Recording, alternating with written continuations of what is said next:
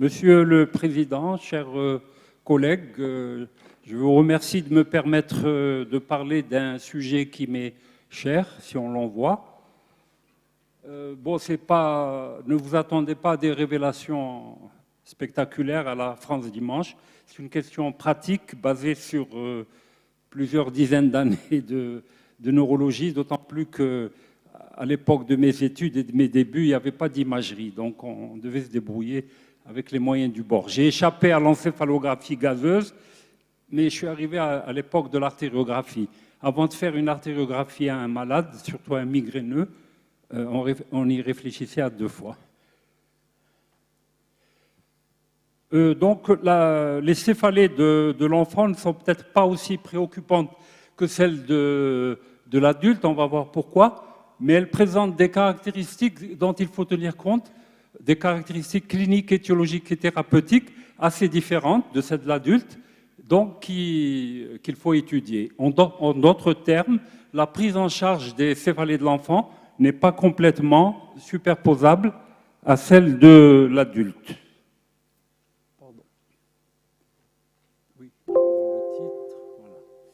Les données épidémiologiques, elles sont difficiles à établir parce qu'on va voir que si vous voulez, le spectrum des céphalées de l'enfant est mal défini, disons, parce que beaucoup d'enfants ne se plaignent pas. On peut citer de vieilles études, mais qui sont classiques.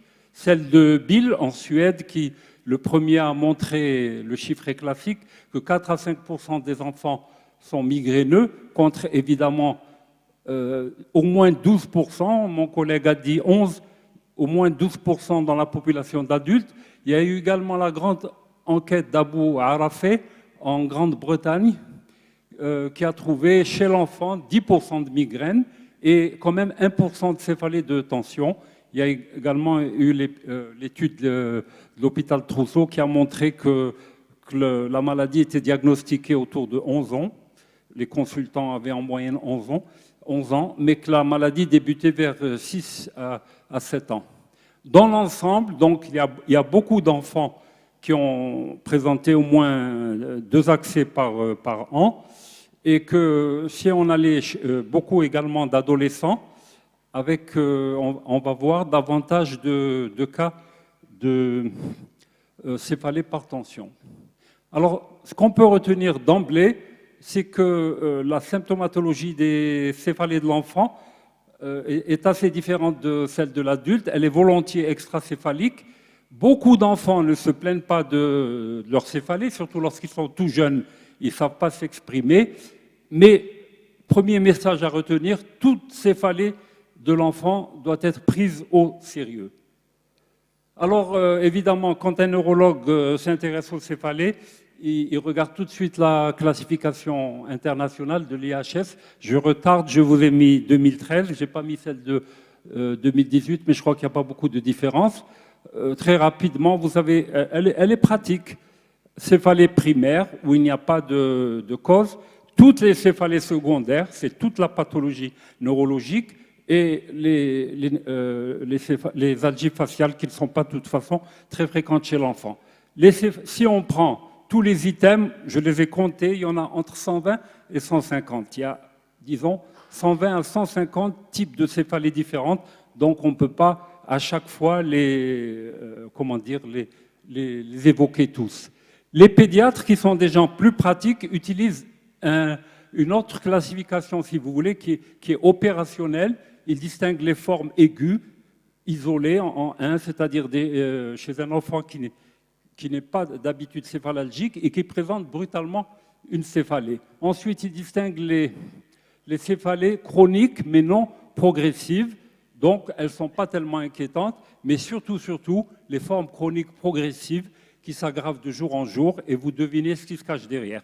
Enfin, il y a les formes récurrentes qui nous orientent évidemment vers la migraine. Alors, donc, ces 4 situations cliniques, vous avez un enfant qui n'a pas l'habitude d'avoir mal à la tête et brutalement, il fait une céphalée. Alors, soit avec une cause évidente, là, les parents vous le disent, il a eu un traumatisme, ou bien vous constatez qu'il a un syndrome grippal ou une angine, c'est très facile. Sinon, il y a des causes à confirmer où il faut aller un petit peu explorer. Les formes chroniques non progressives, chez le jeune enfant, ça peut être des troubles de la réfraction oculaire. Pensez-y chez un enfant qui rentre à l'école et qui commence à se plaindre. Sinon, plus on avance en âge et plus on va vers les céphalées de tension chronique. Les formes chroniques progressives, c'est évidemment le syndrome d'HIC avec les tumeurs cérébrales et d'autres causes. Les formes récurrentes, c'est essentiellement la migraine, étant donné que la névralgie du trijumeau et l'algie vasculaire de la face sont rarissimes chez l'enfant, si tant est qu'elles existent. Je vais être pratique, donc voilà ce qu'on va voir ensemble. D'abord, les céphalées aiguës isolées, c'est-à-dire banales. Souvent, comme je le disais, la cause est évidente et l'anamnèse suffit. Traumatisme crânien, syndrome grippal, angine. Ailleurs, on va voir deux catégories, des céphalées aiguës avec signe de localisation neurologique et évidemment là on s'inquiète et c'est une indication de l'imagerie cérébrale. Bon, là il y a beaucoup de causes, une cause spectaculaire évidemment avec syndrome infectieux. Ici sous nos climats c'est la PL au moindre doute et surtout les causes neurochirurgicales, les processus expansifs on va en parler, surtout les hémorragies cérébro-méningées. Donc, dans ce cas-là, c'est est-ce qu'on fait la PL ou bien on attend l'imagerie. Vous savez qu'en Europe ou même aux États-Unis, où ils ne sont pas très invasifs, ils ne font pas de PL au départ. Ils font d'abord l'imagerie. Sinon, des céphalées aiguës sans cause de localisation, ce sont des causes générales, systémiques, avec pas mal de causes inflammatoires, toxiques, générales ou régionales, les causes ophtalmo-ORL, qui sont relativement fréquentes. Alors, en dernière analyse, à mon avis, devant une céphalée, le problème qui se pose, c'est to be or not to be, faire une imagerie ou ne pas faire une imagerie. Si vous êtes sûr de vous que c'est une migraine, vous pouvez prendre le risque de ne pas faire l'imagerie, au moindre doute, imagerie. Bon, là, il y a des considérations économiques, évidemment. La migraine de l'enfant, je vais aller très vite puisque notre ami en a parlé. Moi, j'utilise jamais ça. J'utilise jamais ça. Je trouve que c'est un peu schématique, etc. Donc, de façon pratique, mon collègue vous a très bien décrit les différentes formes. Moi, je vous parlerai que de la forme typique, c'est-à-dire en pratique comment ça se passe. Et on va voir que déjà, cette forme typique est atypique par rapport à celle de l'adulte. Évidemment, l'accès migraineux typique de l'enfant a les mêmes caractères généraux que ceux de l'adulte. Il y a un terrain familial, c'est évidemment des accès récurrents séparés par des intervalles libres de plusieurs semaines à plusieurs mois, durée théorique de 4 à 72 heures, tous les signes associés, visuels, aura, digestif, thymique, tout ce que vous voulez. Mais surtout, voilà ce qu'il faut retenir, chez l'enfant, c'est une exception à la classification internationale, la durée est volontiers inférieure à 4 heures. On parle de 1 heure à 2 heures. Donc des accès migraineux plus courts. Plus souvent qu'unilatéral, la topographie est volontiers bilatérale, diffuse. Il existe souvent, beaucoup d'auteurs insistent sur ça, un facteur déclenchant, surtout un stress, la veille d'un examen scolaire. Lorsque l'enfant a des difficultés scolaires, ça peut le déclencher. L'intensité modérée et très souvent, vous verrez que ça ne demande même pas de traitement, ni de traitement aigu, ni de traitement prophylactique. Je ne parle pas des formes atypiques, elles vous ont été faites. Je regrette que dans la classification internationale, on ne parle pas du mal des transports. Quand vous avez un cas de migraine de l'enfant, il y a deux choses que la maman, puisqu'en général elle est là, elle va vous confirmer, c'est l'hérédité, enfin le terrain familial, et surtout le mal des transports. Je passe sur les autres formes, et encore j'ai oublié la forme confusionnelle. Le traitement, je ne vais pas en parler, je vais simplement vous dire qu'avec les antalgiques banales, je crois que le duel paracétamol-aspirine a tendance à être gagné par le paracétamol parce que tous les auteurs insistent sur les effets secondaires de l'aspirine, bien que beaucoup de malades vous disent « moi le paracétamol ne me fait rien, c'est l'aspirine que je veux ». Aux États-Unis, où il y a, enfin, peut-être pas plus qu'ailleurs, mais enfin les États-Unis c'est grand, il y a eu des dizaines et des centaines de cas de syndrome de Reilly, d'encéphalopathie de Reilly. Ils sont aperçus que souvent ce syndrome de Reilly survenait chez des enfants qui prenaient de l'aspirine. Donc, je ne dirais pas qu'ils ont interdit l'aspirine, mais pratiquement, ils ne la prescrivent plus. Eh bien, le syndrome de Reille a disparu. Moi, je suis plutôt paracétamol. Les AINS, il faut faire attention. L'ibuprofène est un très bon médicament de la crise migraineuse de l'enfant, mais il faut l'utiliser à des doses raisonnables. Il faut savoir que même l'ibuprofène, si vous l'utilisez à forte dose, il aura des effets secondaires comme les AINS classiques, par exemple le diclofénac, qui est effectivement très efficace. Les triptans, s'il le faut, sont également évidemment des traitements très efficaces de l'accès de migraine, surtout la forme nasale. Lorsque les crises sont vraiment trop fréquentes, ce qui n'est pas habituel chez l'enfant, on fera appel aux médicaments habituels. Le traitement classique prophylactique de la migraine de l'enfant, c'est le propranolol. Mais dans d'autres cas, on peut se contenter de pizotifène, évidemment avec l'effet secondaire de la prise de poids. À l'époque, on utilisait pas mal la cyproheptadine, la périactine, là aussi quand on voulait faire prendre du poids. Moi, j'en ai pas encore l'habitude, mais vous savez, surtout aux États-Unis et un peu moins en Europe, les antiépileptiques, surtout le topiramate, qui est, paraît-il, j'en ai pas la pratique, très efficace dans le traitement prophylactique de la migraine de l'enfant. Les céphalées de tension, vous savez que autant elles sont fréquentes chez l'adulte et relativement difficiles à diagnostiquer parce qu'on n'en est jamais sûr. Vous savez qu'elles ont les caractères généraux suivants: bilatérale, peu intense, non invalidante. Le sujet peut continuer à vaquer à ses occupations, pas de phénomène digestif ni visuel, pas de caractère familial, mais parfois lié à une cause visuelle, surtout chez l'enfant. On va y revenir, une dysmétropie ou une hétérophorie. Plus on monte en âge, c'est-à-dire plus on va vers l'adolescence, vous savez que maintenant les pédiatres ne s'occupent pas que des enfants jusqu'à 15 ans. Officiellement, les pédiatres vont jusqu'à 18 ans. Ils s'occupent même des adolescents. Donc, chez les grands enfants et les adolescents, on peut voir des cas de céphalée de tension, et Abou Arafé l'a bien montré. Souvent, c'est des adolescents qui ont des problèmes psychologiques, un peu de dépression, un peu d'anxiété, ou des fois on ne trouve rien, mais souvent il faut recourir à la psychothérapie. Le risque, c'est l'automédication et la CCQ, la céphalée chronique quotidienne. Évidemment, il y a l'énorme chapitre des tumeurs cérébrales de l'enfant. Je ne vais pas le détailler, mais c'est la hantise. C'est la hantise. Lorsqu'il y a de nouveaux étudiants qui arrivent dans le service, la première chose que je leur dis, en neurologie, on vous pardonnera tout, sauf de passer à côté d'une tumeur cérébrale.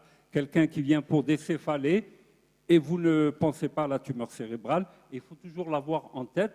Alors, bon, évidemment, il peut y avoir le syndrome d'HIC typique, mais il ne faut pas vous attendre à avoir, par exemple, les céphalées qui réveillent le malade en fin de nuit, etc. Ça peut être très atypique.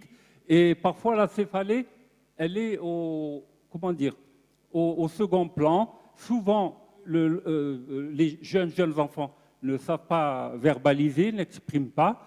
Parfois, c'est d'autres troubles qui sont au premier plan, des troubles digestifs, un abattement, des pleurs. Quelques signes très évocateurs, c'est évidemment les troubles de la vue aigus récents et les troubles oculomoteurs. Et surtout, l'attitude vicieuse de la tête et du cou. Quand on vous ramène un enfant qui a des céphalées relativement violentes depuis quelques jours et qu'il arrive avec la tête comme ça, c'est une tumeur de la FCP, jusqu'à preuve du contraire. Donc, imagerie cérébrale au moindre doute. La topographie de la douleur en matière de céphalée, les gens qui s'occupent de céphalée le savent, ça n'a pas grande valeur localisatrice. Mais comme la majorité des tumeurs cérébrales de l'enfant sont quand même dans la fosse cérébrale postérieure, on va avoir tendance à avoir des céphalées postérieures, sauf si le cas est relativement ancien, qu'il s'est compliqué d'hydrocéphalie ou quadriventriculaire, que vous avez une dilatation des cordes frontales, auquel cas vous aurez une céphalée frontale. Bon, les causes, elles sont connues, je passe. Évidemment, il y a ce qu'on appelle le pseudo-tumor cérébri. Toutes les HIC ne sont pas tumorales. On vous a parlé d'hypertension intracrânienne idiopathique, donc là, c'est plutôt des jeunes filles avec troubles endocriniens. Il y a toutes les HIC symptomatiques. Les causes les plus fréquentes, à rechercher, parce que là aussi, il y a tout un catalogue. Vous savez qu'il y a 20 à 30 causes d'HIC non tumorales. Il faut surtout regarder les causes toxiques, les antibiotiques, les corticoïdes. Les corticoïdes sont paradoxalement une cause d'HIC et un traitement de l'HIC. Il y a aussi ce qu'on appelle l'hypervitaminose A. Ce n'est pas la peine de rechercher sous nos climats une intoxication par l'huile de foie d'ours. Ça n'existe pas chez les Esquimaux. De même, l'intoxication par l'huile d'argan, je crois qu'elle n'est pas très fréquente vu le prix du produit à l'heure actuelle. Sinon, comme l'a montré l'IRM, les thrombophlébites cérébrales, qui sont beaucoup plus fréquentes qu'on ne les diagnostiquait à l'époque, les hydrocéphalies non compensées, les abcès du cerveau, quelque chose qu'on ne voit plus heureusement, le kyste hydathique cérébral, mais à l'époque c'était une cause importante. Bon, toute la pathologie neurologique pratiquement. Les autres causes, maintenant si on veut étudier les autres causes, on revient à la classification internationale avec tous ces chapitres. Je vais vous faciliter les choses. Donc, on va reprendre que les chapitres qui concernent l'enfant. On ne va pas évidemment parler d'athérosclérose de ce genre de choses. Traumatisme crânien. Parmi les affections vasculaires, c'est évidemment l'hémorragie sous-arachnoïdienne, les malformations. Les céphalées attribuées à une lésion intracrânienne, c'est les tumeurs. Céphalées attribuées à une infection, les méningites, on en voit encore. L'abcès du cerveau éventuellement. Céphalée attribuée à une anomalie de l'homéostasie, vous allez me dire que l'hypertension artérielle est rare chez l'enfant, mais on peut voir chez l'adolescent des cas de phéochromocytome et chez le jeune enfant des glomérulonéphrite aiguës avec hypertension aiguë, etc. Sinon, il y a les causes régionales qui sont essentiellement des causes ophtalmo et ORL. Chez l'enfant, et à mon avis, dans ma pratique, c'est l'étiologie numéro 1, c'est les troubles de la réfraction, les gros cas de myopie ou d'hypermétropie chez donc un enfant qui a commencé sa scolarité. Plus discret, évidemment, l'hétérophorie, puisqu'il n'y a pas de strabisme, donc l'enfant doit aller en ophtalmo. Quant aux affections oculaires inflammatoires, bon, c'est banal. Toutes les affections inflammatoires de l'œil peuvent donner des céphalées, conjonctivite, iridocyclite et évidemment en névrite optique. Les causes ORL, il faut savoir que le diagnostic de sinusite est souvent porté à tort, surtout chez les jeunes enfants. Les jeunes enfants n'ont pas de sinus. Quand un nouveau-né, un jeune enfant, il n'a pas de sinus. Les sinus, surtout frontales, se développent avec l'âge, avec l'ossification du crâne. Donc, c'est un diagnostic qu'on ne pourra porter que chez l'enfant relativement grand et évidemment l'adulte jeune. Quant aux sinusites chroniques, il faut savoir qu'elles sont indolores. Autre cause, automastoïdite et les causes de l'articulation temporomaxillaire, ce qu'on appelait à l'époque le SADAM, syndrome, trouble algodysfonctionnel de l'appareil manducateur. Alors, en conclusion, la plainte céphalée est relativement plus rare chez l'enfant que chez l'adulte, mais elle est en règle plus motivée. Le message que vous devez emporter, un enfant ne se plaint jamais de céphalée à la légère. Ce n'est pas comme les adultes, dès qu'ils ont des problèmes situationnels, de travail, conjugaux, etc., il y a des céphalées par tension, en quelque sorte psychogènes. Les enfants, il y a toujours une motivation. Ceci dit, même si les céphalées de tension sont possibles chez l'enfant, en particulier âgé, la migraine constitue une des premières causes dans les formes primaires. Il reste que les céphalées secondaires doivent également être recherchées, même si les causes sont très nombreuses, avec, à mon avis, les troubles de la réfraction oculaire fréquentes, mais surtout, ce qu'il faut toujours avoir en tête, c'est les tumeurs de la FCP. Maintenant, les choses sont relativement faciles avec l'imagerie. Et comme je le disais, devant un nouveau cas de céphalée, est-ce que je le laisse tranquille, je le traite, ou bien je vais jusqu'à l'imagerie en vous disant que quand vous avez affaire au fils de quelqu'un de votre famille ou au fils d'un collègue, c'est l'imagerie systématique, même si ce n'est qu'une migraine, parce que sinon vous aurez des surprises. Merci pour votre attention.